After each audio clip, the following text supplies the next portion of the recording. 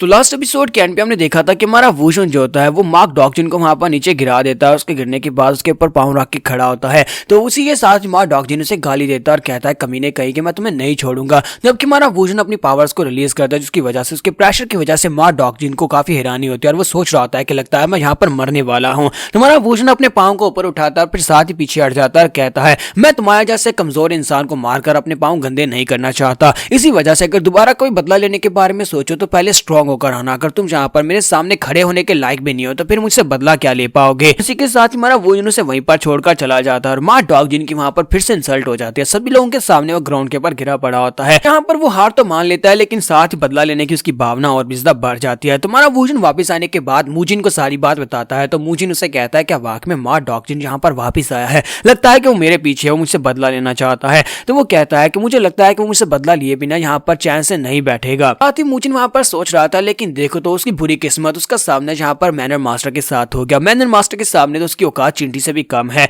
इसी के साथ ही दिखाते हैं कि मार्क डॉकजिन जो होता है वो एक रेस्टोरेंट में चला जाता है। जुईजैंग में वो एक रेस्टोरेंट के अंदर जाता है, वहां पर जाकर वो काफी गुस्सा हो रहा होता है और कहता है ऐसा कोई भी नहीं है जो यहाँ पर मुझे हरा सके। तो वो कहता है अगर वो यहाँ पर इतना अच्छा मार्शल आर्टिस्ट है तो उसके बारे में यहाँ पर सभी को पता होना चाहिए। तो इसी के साथ उसके साथ एक बंदा होता है जो कि यहाँ पर एम्परर फोर्ट्रेस से आया होता है। तो वो उसे कहता है कि मुझे लगता है कि वो यहीं पर डोंगटिंग लेक के करीब ही रहता है। डोंगटिंग लेक के करीब यहाँ पर तकरीबन 2 घंटे का फासला है जुईजैंग से। वहां पर एक मैनर है और किसी को यह भी नहीं पता कि वो मैनर वहां पर कहां से आया है। हमारे रिसोर्सेज से पता चला है कि वो अकेला वहां पर नहीं रहता, बल्कि उसके साथ उसकी बेटी रहती है और साथ कुछ बुढ़े आदमी हैं।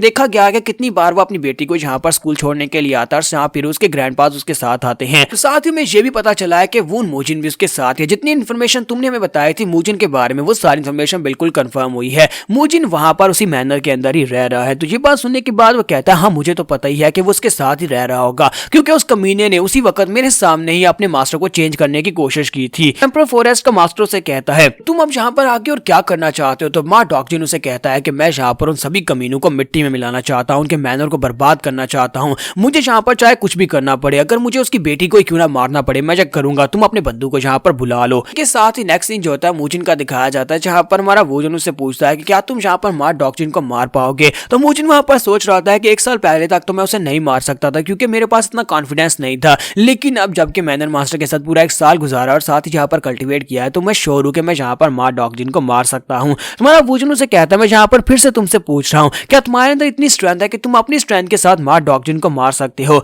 तो वो कहता है कि सर मैं उसे मार सकता हूँ, ये इतना इम्पॉसिबल भी नहीं है। इसमें वो मुझसे ज्यादा स्ट्रॉन्गर था, इसी वजह से वो मेरा मास्टर था, लेकिन अब जबकि मैं उससे ज्यादा स्ट्रॉन्गर हूँ तो फिर मैं उसे बड़ी आसानी से हरा सकता हूँ, मैं उसे मार सकता हूँ। मूजिन जो होता है उसे वादा करता है और कहता है कि आपको उसके लिए परेशान होने की जरूरत नहीं है, मैं उसे मार दूंगा। तुम्हारा मूजिन उसे कहता है कि ठीक है मुझे तुम्हारे पर पूरा भरोसा है, तुम ये कर सकते हो। साथ ही हमारा वूशुन वहां पर से चला जाता है। जबकि मूजिन यहाँ पर प्रैक्टिस कर रहा था, उसे पता होता है कि आज या कल उसे यहाँ पर मार्क डॉकजिन का सामना करना पड़ेगा और वो अपने मैनर मास्टर को शर्मिंदा नहीं करना चाहता क्योंकि मैनर मास्टर से उसने वादा किया कि वो अकेले मार्क डॉकजिन को हरा सकता है। वूशुन जैसे वहां पर से साइड के ऊपर आता है तो वहां पर दोनों बुड्ढे उसे घेर लेते हैं और कहते हैं क्या तुम वाकई में यहाँ मूजिन बेचारे को मार्क डॉकजिन से फाइट करवाना चाहते हो। तुम्हारा वूशुन उनकी बातें सुनने के बाद कहता है कि मुझे लगता है कि तुम लोग यहाँ पर छुपकर हमारी बातें सुन रहे थे, ये बहुत ही बुरी बात है। तो वो उसे कहता है कि मुझे ये बताओ क्या तुम्हें लगता है कि मूजिन जो है वो अकेला मार्क डॉकजिन को नहीं हरा सकता, क्योंकि जितनी स्ट्रेंथ डॉकजिन के पास है मुझे लगता है कि मूजिन उसे हरा देगा। तो कल्ट लीडर उसे कहते हैं कि हाँ ये बात तो ठीक है, लेकिन एक प्रॉब्लम है। तो वो उसे कहता है एक प्रॉब्लम ये है कि मार्क डॉकजिन के पीछे इस वक्त एम्परर फोर्ट्रेस के लोग हैं। एम्परर फोर्ट्रेस कोई छोटी संस्था नहीं है, बल्कि वो एक बहुत ही बड़ी ऑर्गेनाइजेशन है और वो लोग बहुत ज्यादा पावरफुल हैं। हम लोग अकेले डॉकजिन को यहाँ पर मार सकते हैं, लेकिन डॉकजिन के मरने के बाद जो आफ्टरमैथ क्रिएट होगी उसको कौन संभालेगा।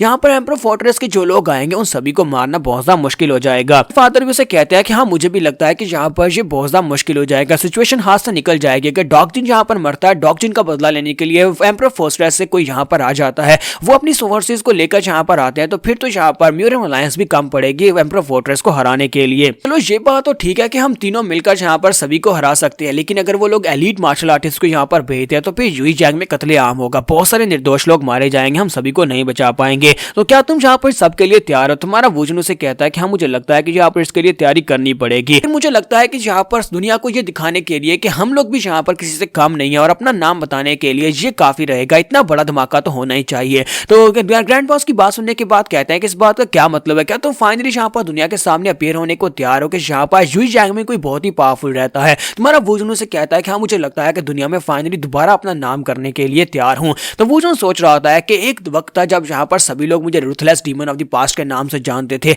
और मुझे लगता है कि अब दोबारा से वक्त आ चुका है जहाँ पर सभी को इस नाम के बारे में पता होना चाहिए। तो यहाँ पर से नेक्स्ट सीन जो होता है माँ डॉगजिन का दिखाया जाता है। माँ डॉगजिन जिस होटल में बैठा होता है उसने होटल के दरवाजे बंद किए होते हैं और वहां पर किसी को भी अंदर आने नहीं दे रहा होता। जो भी कस्टमर वहां पर आता है वो कस्टमर को मार डालता है। तो उस होटल का ओनर उसके साथ जो वेटर होती है वो दोनों छत के ऊपर खड़े होते हैं। तो होटल ओनर कहता है कि ये कमीना कब से यहाँ पर बैठा हुआ है। ये अनऑर्थोडॉक्स सेक्टर के लोग जो है ये बहुत ही बड़े कमीने होते हैं। जब से ये यहाँ पर बैठा है इसने होटल को बंद कर दिया, किसी कस्टमर को अंदर नहीं आने दे रहा। तो वो लड़की कहती है हाँ सर, मुझे इसे देखकर ही बहुत ही बुरी सी वाइब आती है। ये किसी भी कस्टमर को आने नहीं दे रहा और ऊपर से ना ही उठकर जा रहा है। कितने दिन हो गए यहीं पर बैठा हुआ है और जाने का नाम नहीं ले रहा। मास्टर से कहता है कि मुझे लगता है कि ये लोग यहाँ पर किसी को ढूंढ रहे हैं। इसने अपने साथियों को पूरे यूइजांग में फैलाया हुआ है ताकि जाकर किसी को ढूंढ सके। उम्मीद करता हूँ कि जल्दी से इन्हें वो मिल जाए, अपना काम खत्म करके यहाँ से चले जाएं। तो वो लड़की उसे कहता है क्यों ना सर आप जाकर गवर्नर को इस बारे में बताएं। तो वो कहता है गवर्नर बेचारा क्या ही कर लेगा, ये अनऑर्थोडॉक्स फैक्शंस है जिसके पीछे एम्परर फोर्ट्रेस के लोग हैं। गवर्नर बेचारा अकेला यहाँ पर सभी को नहीं संभाल पाएगा। वो इतने हाई लेवल के कैलिब्रेशन के मार्शल आर्टिस्ट को भी नहीं संभाल सकता। के साथ उन्हें वहां पर चलाने की आवाज आती है। कस्टमर बेचारा अंदर आ जाता है, वो गलती से अंदर आ जाता है। तो उसी के साथ ही माँ डॉक्जिन उसे पकड़ता है, गले से पकड़ता है और कहता है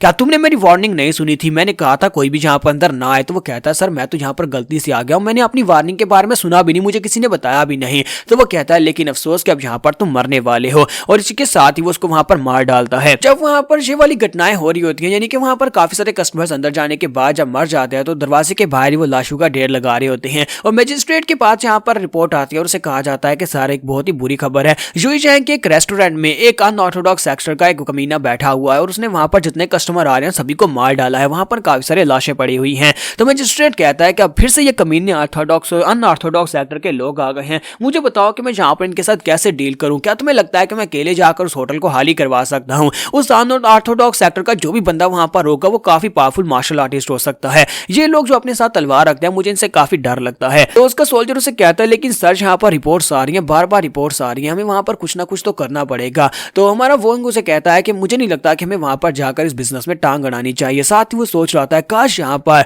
वूशुन होता यानी कि मास्टर डैन होते तो वो हमारा साथ देते और उसके साथ मिलकर मैं अनऑर्थोडॉक्स सेक्टर के उन कमीनों को वहां पर से हटा सकता था। जब वो वहां पर ये बातें सोच रहा था इसी के साथ एक सोल्जर उसे कहता है सर आपसे कोई मिलने के लिए आया। तो वो कहता है क्या मुझसे कोई मिलने के लिए आया है? कौन है? तो उसी के साथ सोमी अंदर आ जाती है। तो उसे कहती है अंकल होंग मैं यहाँ पर आपसे मिलने के लिए आई हूँ। तो वो कहता है हाँ क्या तुम यहाँ पर मुझसे मिलने के लिए आए हो? क्या तुम अकेली आई हो? तो वो कहती है हाँ मैं अकेली आई हूँ। तो वो कहता है लेकिन तुम यहाँ पर आए क्यों हो? सोमी उसे कहती है कि मेरे डैड ने मुझे यहाँ पर भेजा है। डैड ने कहा है कि आज रात मैं यहाँ पर आपके घर में रुकूंगी और डैड ने कहा है कि यहाँ की सिक्योरिटी को टाइट कर लें। इस बात से होंग भी काफी ज्यादा हैरान होता है। वो कहता है कि लगता है कि रात को कुछ होने वाला है जिसकी वजह से उसने सोमी को यहाँ पर भेज दिया और सिक्योरिटी टाइट करने का भी बोला है। तो यहाँ पर एपिसोड 73 का एंड करेंगे और नेक्स्ट एपिसोड में देखेंगे कि रात को यहाँ पर क्या होने वाला है। तो एपिसोड की एक्सप्लेनेशन अच्छी लगी है तो कमेंट करके जरूर बताइएगा। वीडियो को लाइक करना मत भूलिएगा। Thank you.